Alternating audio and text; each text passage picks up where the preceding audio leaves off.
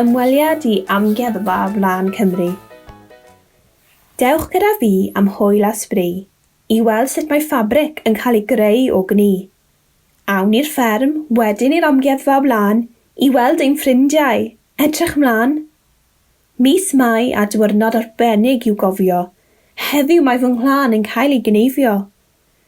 Yn y lle mae'r gwlân yn cael ei didoli, ble nesaf rwy'n clywed chi'n holi. Dewch i weld y crefftwyr dawnus sydd yn gweithio'n galed ac o mor hapus.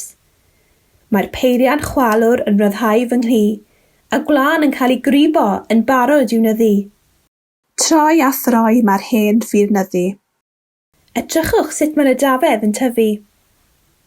Amser wehyddu, dewch i weld yr hyd. Bydd fy nghlân y ffabrig gorau yn y byd.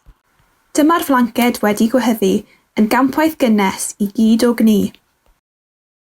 Mae crefftio medrus mor flinedig, gorffwys nawr ar ôl gwaith arbennig. I'r caffi, am gacennau a denteithion diri, allai ddim aros, beth amdanoch chi? Diolch yn fawr am ddod am dro. Hwyl fawr bawb, am y tro!